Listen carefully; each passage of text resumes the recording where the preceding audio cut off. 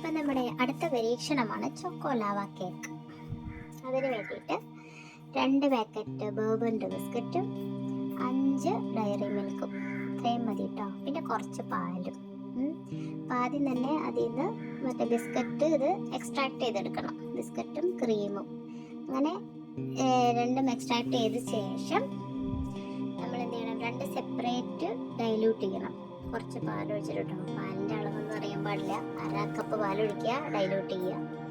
പിന്നെ മറ്റേ ക്രീമും അതുപോലെ തന്നെ ഡൈല്യൂട്ട് ചെയ്യുക.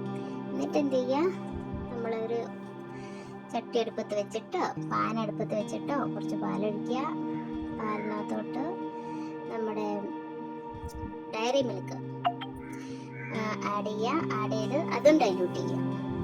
അങ്ങനെ ആ ഡൈല്യൂട്ട് ചെയ്ത സാധനത്തിലേക്ക് നമ്മൾ നേരത്തെ ബോർബണിയിൽ നിന്ന് എക്സ്ട്രാക്ട് ചെയ്തെടുത്ത ക്രീം ഉണ്ടല്ലോ, ഡൈല്യൂട്ട് ചെയ്ത് വെച്ചിരിക്കുന്നത്, അതെടുത്ത് അതിനകത്തേക്ക് ആഡ് ചെയ്യുക. ചൂടായിക്കൊണ്ടിരിക്കുന്ന ആ ഡൈലൂഷനിലോട്ട് ഇതും ചെയ്യുക. എന്നിട്ട് അത് രണ്ടും കൂടി മിക്സ് ചെയ്ത് ഈ കൺസിസ്റ്റൻസിയിലാവുന്നിടം വരെ അങ്ങനെ വെക്കുക. വെച്ചിട്ട് അതൊരു ബൗൾ എടുത്തിട്ട് നമുക്ക് തണുപ്പിക്കണം. തണുപ്പിക്കാൻ വേണ്ടിയിട്ട് നമ്മൾ ഫ്രീസറിനകത്തോട്ട് കയറ്റി വയ്ക്കാം.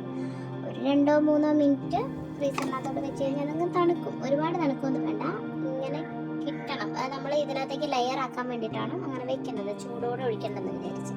എന്നിട്ട് നമ്മൾ ഈ ബിസ്ക്കറ്റിൻ്റെ ഡൈല്യൂഷൻ ഇങ്ങനെ എടുത്ത് ഒരു പാത്രത്തിനകത്തേക്ക് ഇട്ടിട്ട് നമ്മളിങ്ങനെ ദം ബിരിയാണിയൊക്കെ ദം ഇടൂലേ, അതുപോലെ നമ്മളിങ്ങനെ ആക്കാം. ആദ്യം ബിസ്ക്കറ്റിൻ്റെ ഡൈല്യൂഷൻ ഒഴിക്കുക, അതിൻ്റെ പുറത്ത് മിൽക്കി ബാറിൻ്റെ ആ ഡൈല്യൂഷൻ ഒഴിക്കുക. അങ്ങനെ ലെയറായിട്ട് വെച്ചിട്ട് ഇങ്ങനെ നന്നായിട്ട് നല്ല പാത്രമൊക്കെ ഉണ്ടെങ്കിൽ അതിനകത്തൊക്കെ വെക്കാം കേട്ടോ. നമുക്കിപ്പോൾ ഉള്ള പാത്രത്തിലൊക്കെ അങ്ങനെ വെച്ച് ഇങ്ങനെ നമ്മൾ എന്ത് ചെയ്യാം, ഒരു ഓവനിൽ വെക്കുക.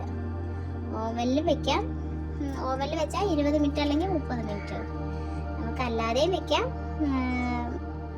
പാൻ ചൂടാക്കിയിട്ട് ഈ ഇഡ്ഡലി തട്ടൊക്കെ വെച്ചിട്ട് അതിനകത്ത് വെള്ളം ഒഴിച്ചിട്ട് അങ്ങനെ വെക്കാം. നമ്മളേതാണെങ്കിൽ ഇതിനകത്ത് വെച്ച് 20 മിനിറ്റ് കഴിഞ്ഞപ്പം എടുത്തിട്ടുണ്ട്. അപ്പം അതിൻ്റെ അവസ്ഥ ഇങ്ങനെയാണ്. എന്നിട്ട് നമ്മൾ കഴിച്ചു നോക്കുക. എന്നുവെച്ചാൽ ഇതൊരു പരീക്ഷണമാണല്ലോ. ചിലവർക്ക് ശരിയാകും, ചിലവർക്ക് ശരിയാവില്ല. ഇത് പക്ഷെ ശരിയായി എന്നാണ് പറയണത്. ഇവനാണ് ഇതിൻ്റെ ആശാൻ. ഈ പരീക്ഷണം മുഴുവൻ കണ്ടുപിടിക്കുന്നത് ഇവനാണ്. പരീക്ഷിക്കാനുള്ള ഒരു വസ്തു അപ്പുറത്തിരിപ്പുണ്ട്, അതിനിപ്പം കാണിച്ചു തരാം കേട്ടോ. ആ സ്പൂണും കൊണ്ട് വരുന്നതാണ് പരീക്ഷണ വസ്തു. ഇവൻ കഴിച്ചിട്ട് ഇവൻ തന്നെ നല്ലതാന്ന് പറയും.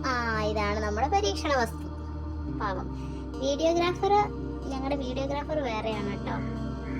നല്ലതായിരുന്നു, പിള്ളേർക്കൊക്കെ ഇഷ്ടപ്പെടും. നിങ്ങളൊന്ന് ഉണ്ടാക്കി നോക്ക് കേട്ടോ. അപ്പം ശരി, ബൈ ബൈ.